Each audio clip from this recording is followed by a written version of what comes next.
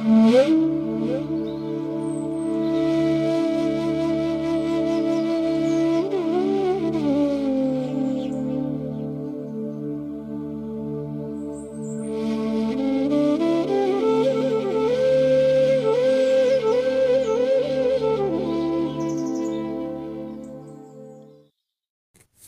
নিরঞ্জনং নিত্যমনন্তরূপং ভক্তানুকম্পাধৃতবিগ্রহং বৈ ঈশাবতারং পরমেশমিত্যং তং রামকৃষ্ণং শিরসা নমামি।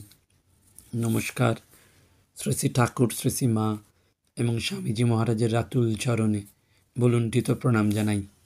বঙ্গ রঙ্গমঞ্চের অক্ষয় পুরুষ গিরিশচন্দ্র ঘোষের আজ পূর্ণ জন্মদিন।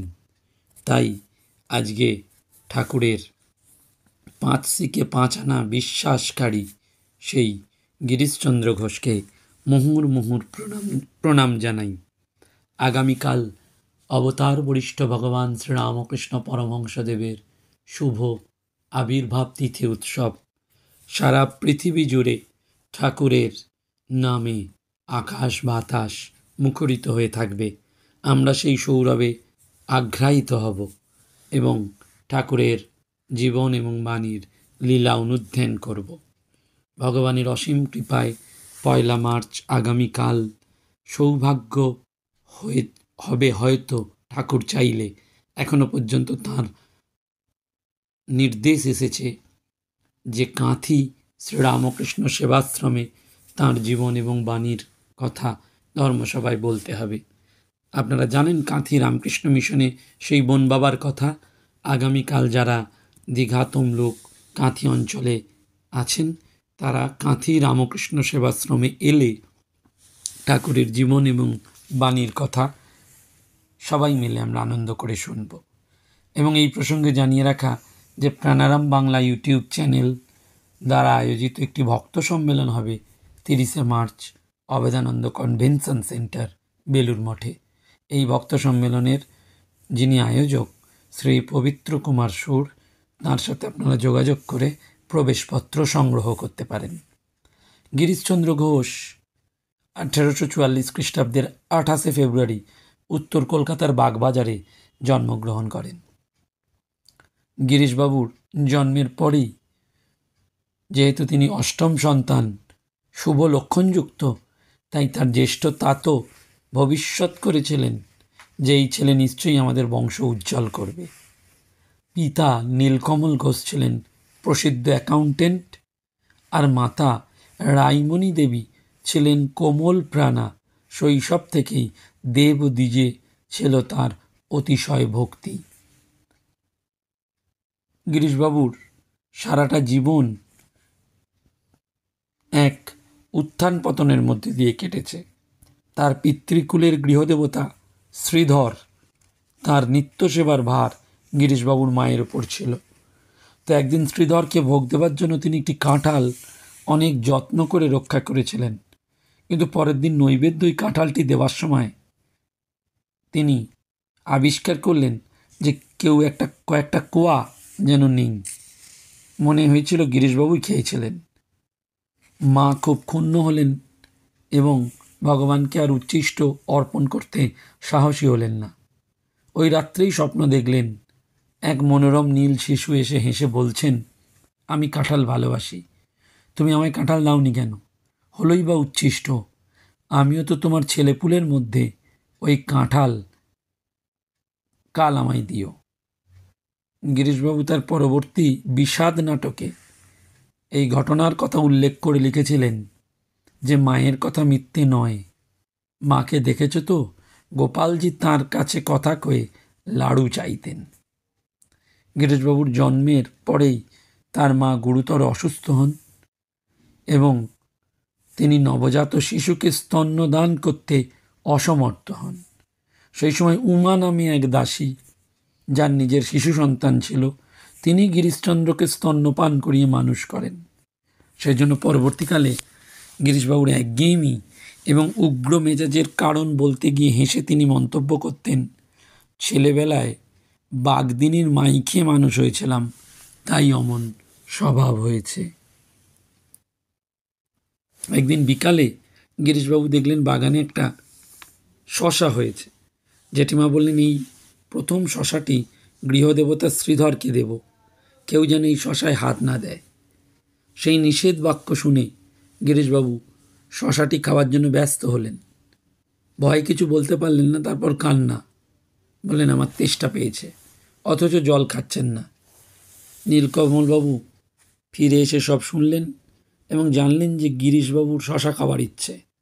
তিনি ভৃত্যকে দিয়ে শশা আনতে বলায় গিরিশবাবু বললেন, বাজারের শশা খাবো না, ওই শশা খাবো। নীলকমল বাবু ভৃত্যকে ওই শশা এনে দিতে বললেন এবং গিরিশবাবুর জেঠিমা বললেন, ঠাকুরপো, ও শশা ঠাকুরকে দেবো বলে রেখেছি, ওকে অত প্রশ্রয় দিও না, যা ধরবে তাই।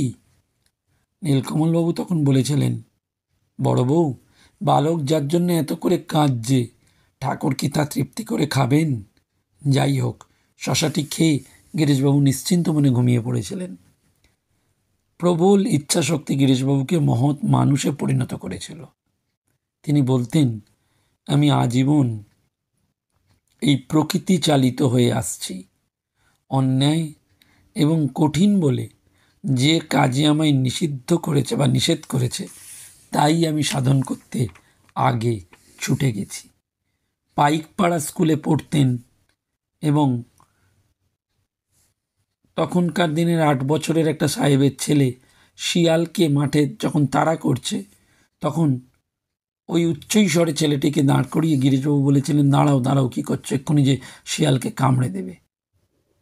অর্থাৎ তিনি কোনো অংশেই কোনোভাবে ভয় পেতেন না। অষ্টম গর্ভের সন্তান ছিলেন এবং তারপরেও তার মা বাবার আরও 3টি পুত্র হয়। 1859 সালে কৃষ্ণকিশোরী গিরিশের বিবাহ স্থির করেছিলেন শামপুকুরের নবীনচন্দ্র সরকারের কন্যা প্রমোদিনীর সঙ্গে।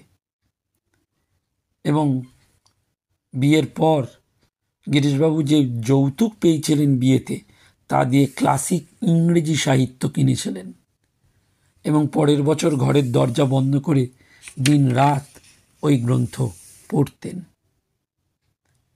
কিন্তু গিরিশবাবুর আরেকটি জিনিস ছিল যে থিয়েটারের সাথে সাথে চিকিৎসা নিয়েও তিনি কখনো কখনো ওষুধ দিয়েছেন পাড়ার লোকজনকে। স্ত্রী প্রমোদিনী মৃত কন্যা সন্তান প্রসব করে অসুস্থ হয়ে পড়েন এবং পরবর্তীকালে স্ত্রীর সেবা শুশ্রূষাও করেছিলেন।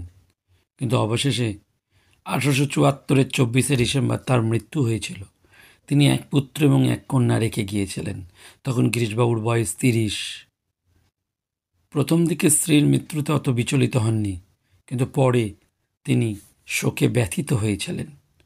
তাই পরবর্তীকালে বলতেন, বাল্যে মাতৃবিয়োগ, কৈশোরে পিতৃবিয়োগ, যৌবনে স্ত্রী বিয়োগ যে কিরূপ নিদারুণ, তা আমি ভুক্তভোগী হয়ে মর্মে মর্মে সেই উপলব্ধি করেছি। এবং তার জীবনে পরবর্তীকালে হতাশাও নেমে আসে এবং পরবর্তীকালে আমরা নাট্যকার, অভিনেতা এবং নাট্য পরিচালক হিসাবেও গিরিশবাবুকে দেখতে পাই। এবং দ্বিতীয়বার দ্বার পরিগ্রহণ করে অফিসে সাহেবদের সদ্ব্যবহারে গিরিশবাবু কিছুটা শান্তি লাভ করেছিলেন এবং আবার তিনি মাঝে মাঝে থিয়েটারে যাওয়াও আরম্ভ করেছিলেন।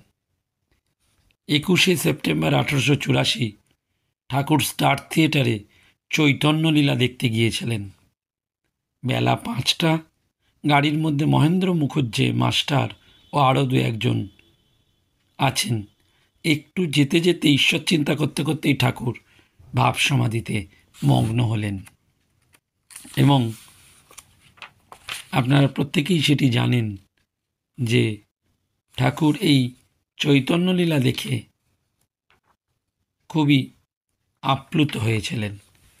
পরবর্তীকালে আমরা জানি ঠাকুর যেটি বলতেন না, যে ঈশ্বর বিশ্বাসী ভক্তেরা সর্বদা পরম কল্যাণময় ভগবানকে তাদের অন্তরে অনুভব করে। হাজার বিপদে পড়লেও তারা কখনো বিশ্বাস হারায় না ও ভেঙে পড়ে না। চন্দ্র নাটকের নাম ভূমিকার চরিত্রে গিরিশবাবু এই বাণীর রূপ দিয়েছিলেন। ঠাকুরকে বকলমা দিয়েছিলেন এই গিরিশচন্দ্র ঘোষ। যখন ঠাকুর তাকে ভগবানের নাম করার কথা বলেছিলেন, তখন গিরিশচন্দ্র ঘোষ রাজি হননি, অর্থাৎ সারেন্ডার করেছিলেন। ঠাকুর গিরিশবাবুকে বলেছিলেন দিনে 3 বার ভগবানকে ডাকো। গিরিশবাবু বলেছিলেন, আমি কথা দিতে পারি না, আমি ভুলে যেতে পারি। ঠাকুর বলেন 2-1 বার বা 1 বার, বলেন আমি কোনো কথা দিতে পারি না। তখন ঠাকুর তাকে বকলমা দিতে বললেন। গিরিশবাবু সেই বকলমা দিয়েছিলেন এবং তখন তিনি বললেন, এখন থেকে তোমার নিজের ইচ্ছা বলে কিছু থাকলো না, তুমি শুধু বলবে আমি তাই করব যা ভগবান চাইবেন। কখনো বলবে না আমি এটা করব সেটা করব না। এবং ঠাকুরকে নানানভাবে পরীক্ষা করে গিরিশবাবুর ধারণা হয়েছিল যে তিনি ত্রাণকর্তা। ঠাকুর বলতেন যে নিয়ম সৃষ্টি করেছে সে নিয়ম পরিবর্তনও করতে পারে। একদিন ঠাকুর গিরিশবাবুর বাড়িতে এসেছেন। তিনি তাকে কোনো কথা না বলে সোজা বাড়ির ভেতর থেকে পান সেজে এনে তার সম্মুখে ধরে তার গ্রহণ করবার পূর্বেই স্বয়ং একটা পান নিজে খেয়ে নিলেন। অবশিষ্ট থেকে ঠাকুরকে গ্রহণ করতে অনুরোধ করলেন। ঠাকুর তার মুখের দিকে চেয়ে তার মনোভাব ঈষৎ বুঝে হাস্য করতে করতে, অর্থাৎ হাসতে হাসতে ওটা গ্রহণ করলেন। গিরিশ তখন আনন্দে উন্মত্ত হয়ে তাকে বারবার প্রণাম করলেন। একদিন ঠাকুরের এক জনৈক আত্মীয় দেখা করতে এসছেন। তিনি গ্রাম্য, ঠাকুরের পদবন্দনা বা প্রণাম করলেন না।